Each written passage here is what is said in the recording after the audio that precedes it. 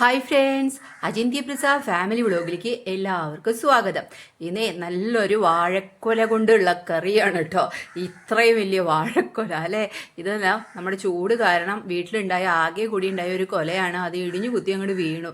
എന്ത് ചെയ്യാം, നമുക്ക് പിന്നെ അത് വിടാൻ പറ്റും. നല്ല കായല്ലേ, വിഷമില്ലാത്ത കായ. ഒരു ഉപ്പേരിയും അല്ലെങ്കിൽ അതൊരു തോരനോ എന്തെങ്കിലുമൊക്കെ വെക്കാമെന്നുള്ള ഒരു ഇതിലാണ് കേട്ടോ ഞാൻ നന്നാക്കുന്നത്. എന്നിട്ട് ഞാൻ തോരനാക്കി എടുത്തേ. അപ്പോൾ ദാ കായ നല്ല പോലെ തൊലിയൊന്നും കളയണ്ടല്ലോ. ചള്ള് കായ ആയതുകൊണ്ട് അതിൻ്റെ തലയും വാലും മാത്രം കളഞ്ഞാൽ മതി. കുറച്ച് മഞ്ഞൾപ്പൊടി ഇട്ടിട്ട് ഒരു പാത്രത്തിൽ വെള്ളം വെച്ചിട്ട് അതിലേക്ക് കുറച്ച് മഞ്ഞൾപ്പൊടി ഇട്ട് എന്നിട്ട് കായ ചെത്തിയിട്ട് അതിലേക്ക് ഇടാമെന്നാണ് വിചാരിക്കുന്നത്. അപ്പോൾ കൈ കൊണ്ട് ചെത്തണേക്കാൾ നല്ലത് ചോപ്പറിലിട്ട് അങ്ങോട്ട് വലിച്ചങ്ങ് എടുക്കാലോ എന്ന് വിചാരിച്ചിട്ട് ചോപ്പർ എടുത്തുകൊണ്ടെന്ന് വെച്ചിരിക്കുന്നത് കേട്ടോ. അപ്പോൾ നമുക്ക് ഈ കായ നല്ലതാണ്, ഏറ്റവും നല്ല വൈറ്റമിനുള്ള സാധനമാണ് ചെറുക്കായ. അല്ല അപ്പോൾ വെറുതെ കളയാൻ പറ്റില്ല, കാശ് കൊടുത്ത് മേടിച്ചതും കൂടിയല്ല. അപ്പം അതുകൊണ്ട് നമ്മുടെ വീട്ടിലുണ്ടായത്, അതുകൊണ്ട് വിഷവും ഇല്ല. അപ്പോൾ അതുകൊണ്ട് നമുക്ക് ഇതുകൊണ്ട് നല്ലൊരു തോരന വെക്കാമെന്ന് വിചാരിച്ചു. ഞങ്ങളത് കായ മൂക്കുമ്പോൾ നല്ല ടേസ്റ്റ് ആയിരിക്കുമല്ലോ. എനിക്ക് ചെറുക്കായ ഉപ്പേരി ഭയങ്കര ഇഷ്ടമാണ്. ആദ്യം ഞാൻ ഈ വലിയ വലുപ്പത്തിലാണ് കേട്ടോ ചെയ്തത്, ഇട്ടു. പിന്നെ ചെയ്യാൻ പറ്റാതെ ഇപ്പം ഞാൻ അത് ചെത്തിയിട്ട് ചെറുതായിട്ട് വെച്ചു. തോരൻ വലിച്ചെടുത്ത് വെച്ച് നല്ല തോരൻ അരിഞ്ഞ് സെറ്റാക്കി അങ്ങ് മാറ്റി വെച്ചിട്ടുണ്ട് കേട്ടോ. ഇത് ആണ് സൂപ്പർ തോരനായിരിക്കെ. പിന്നെ നമുക്ക് സവാളയും നമ്മുടെ പച്ചമുളകും ഒക്കെ നന്നാക്കി വെച്ചിട്ടുണ്ട്. മീൻ കറിയിലേക്ക് വേണ്ടിയിട്ടാണ് കേട്ടോ. ചെറിയ ഉള്ളി കുറവാണ്. അപ്പോൾ ചായക്കുള്ള വെള്ളം തിളച്ചുകൊണ്ടിരിക്കുകയാണ്. അപ്പോൾ ഞാൻ വിചാരിച്ചു ഇനി ചായലപ്പൊടി ഇടാം. കുറച്ച് നേരം തിളച്ചു, ഇഞ്ചി ഇട്ടുള്ളതായതുകൊണ്ടാണ് കുറച്ച് നേരം തിളപ്പിക്കുന്നത്. ചായലപ്പൊടി ഇട്ടു, ചായല എടുത്തു. മുകളിൽ നിന്ന് ചായല എടുത്തു കൊണ്ടുവന്നിട്ട് കുറച്ച് ചായല ഇട്ട് കൊടുത്തു. കൂട്ട RCMൻ്റെ ചായലയാണ്, അടിപൊളി ചായലയാണ്, നല്ല ചായയാണ്. ഇങ്ങനെ ഒരു ഗ്ലാസ്സിൽ രണ്ടുപേരും ഒരു ഗ്ലാസ് ചായ ദിവസവും രാവിലെ കുടിക്കും. അത്രയും വേണം, അതാണ് ഞങ്ങളൊരു അളവാണ്. ഇനി അതുകൊണ്ട് എന്തെങ്കിലും ഉണ്ടോയെന്ന് അറിയില്ല. പിന്നെ ഞാൻ നല്ല ഒരു കൊള്ളി എടുത്തിട്ടുണ്ട്, ഒരു കഷ്ണം കൊള്ളി മാത്രം, കുറച്ച് നാളെ ഇരിക്കുന്നു. അപ്പോൾ അത് നന്നാക്കി വൃത്തിയാക്കി വയ്ക്കും. അതിൻ്റെ തൊലിയൊക്കെ കളഞ്ഞ് വൃത്തിയാക്കിയിട്ട് എടുക്കാമെന്ന് വിചാരിച്ചു. പിന്നെ കഴുകി വൃത്തിയാക്കണേക്കാൾ മുമ്പ് ഞാൻ നുറുക്കിയിട്ടാണ് ഞാൻ കഴുകി എടുക്കാറ് കേട്ടോ.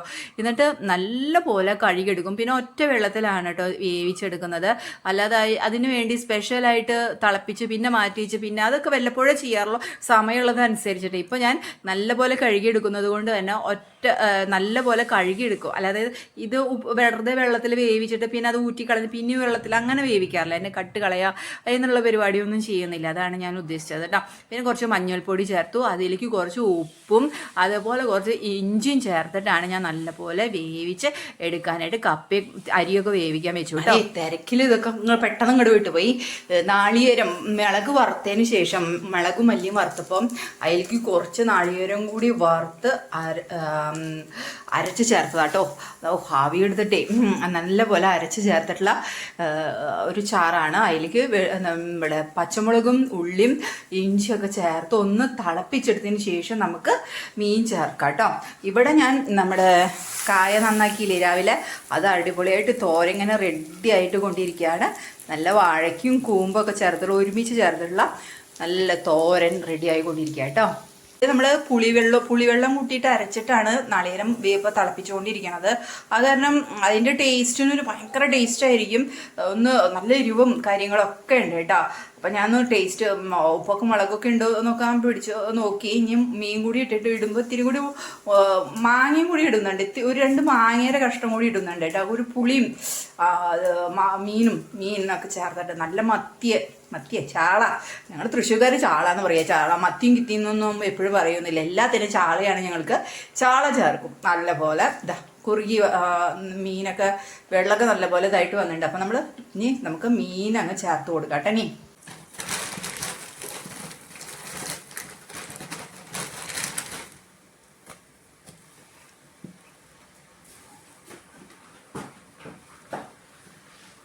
ഇതാട്ടോ ചാള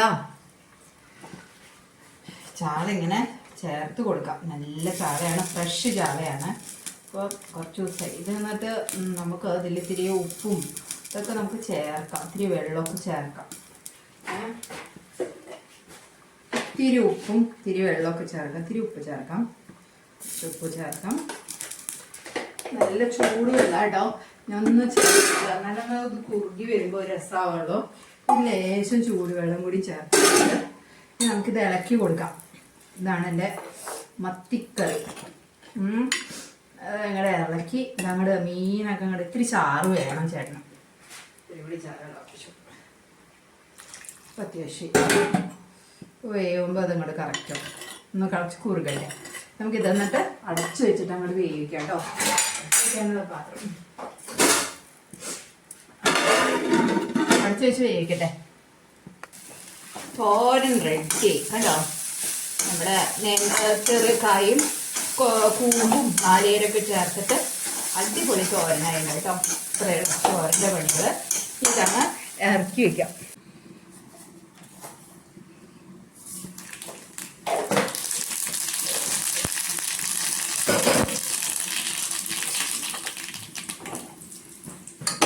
ഇതേ ഒരു തരം കൊള്ളിയാണ് തോന്നുന്നുണ്ട്. ഇത് കൊള്ളി അങ്ങോട്ട് വെന്തിട്ടില്ല. അപ്പം എന്ത് ചെയ്യണം, ഞങ്ങൾ വെന്ത് കുറച്ച് നല്ല പോലെ വിസിലിട്ടാൽ പറ്റാവുന്നിടത്തോളം അത് വെന്തോളും. അപ്പോൾ ഈ കടുകൊക്കെ പൊട്ടിച്ചിട്ട് പച്ചമുളകൊക്കെ ഇട്ട് കീറിയിട്ടിട്ടുണ്ട്. ഇതിൽ കിടന്ന് അങ്ങ് വെന്താൽ മതി. ഇത്രയേ ഉള്ളൂ. അല്ലാണ്ട് ഇതിപ്പോൾ വലിയ ടെൻഷൻ എടുക്കേണ്ട കാര്യമൊന്നുമില്ല. വേഗം ഉള്ളിയാകുമ്പോൾ ഒരു 10 പീസിൽ കൂടുതലിടുക അത്രേനെ. ഇങ്ങനെ അങ്ങോട്ട് ഇരുന്നങ്ങോട്ട് വേവട്ടെ. പിന്നെ കൂട്ടാൻ ഞാൻ കളച്ച് കുറുകി വന്നിട്ടുണ്ട്. ഇനി നമുക്കിത് ഇറക്കി വെച്ചിട്ട് കാച്ചിയെടുക്കാം. അപ്പം ഇതിങ്ങനെ കറക്കി വെക്കണേ. ഇങ്ങനെ ചെയ്തിട്ട് ഇതേപോലെ ഇറക്കി വെക്കാം. കുഴപ്പമില്ല. ഈ ചീഞ്ചട്ടി അടുപ്പോട്ട് വെക്കാം.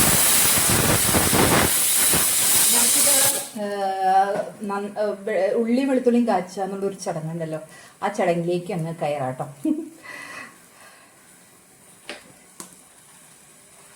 ഉള്ളി വെളുത്തുള്ളി അവിടെ കൊള്ളി കിടന്ന് ഇങ്ങനെ വെന്തുകൊണ്ടിരിക്കുക. കൊള്ളി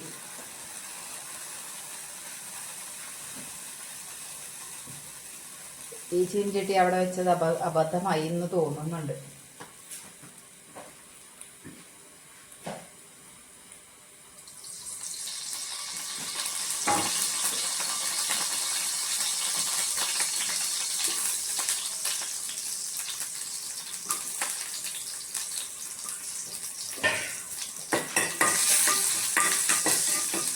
ശരിക്കും വേപ്പിൻ്റെ ഇലയും കൂടി വേണം കേട്ടോ. വേപ്പിൻ്റെ ഇല ഇല്ലാത്തതുകൊണ്ടാണ്. അല്ലെങ്കിൽ വേപ്പിൻ്റെ ഇലയും കൂടി ഇട്ട് കഴിഞ്ഞാൽ ഒരു പ്രത്യേക തരം സ്വാദായിരിക്കും. അത് നല്ലപോലെ മൊരിഞ്ഞ് വന്നിട്ടുണ്ട്. ഇനി നമുക്ക് കാച്ചിയിടാം. അല്ല ഈ ഒരു സ്വന്തം എൻ്റെ പൊന്നോ എന്തോ അതായത് കൂട്ടാനായിട്ട് നമുക്ക് സ്വന്തം. എന്നിട്ട് ഇതിങ്ങനെ ഒന്ന് ഇളക്കി മാറ്റി വയ്ക്കാം. ഒന്ന് ഇളക്കിടാം. എന്നിട്ട് ഒതുക്കി പറക്കി വയ്ക്കാം. ഇങ്ങനെ പൊത്തി തട്ടിപ്പ് ഇങ്ങനെ വയ്ക്കാം. ഇങ്ങനെ അടച്ചിക്കാം. കുറച്ച് കഴിയട്ടെ. ഇപ്പൊ ഇന്നത്തെ വിശേഷങ്ങളൊക്കെ തീർന്നു കേട്ടോ. വിശേഷങ്ങൾ തീർന്നു. ഇനി പാത്രങ്ങൾ കഴുകണം. അതിലേക്ക് വേർത്ത് കുറുകിയിരിക്കുന്നത്. അപ്പോൾ അജിന്തി ബ്രിസ് of family signing off. Tata bye by.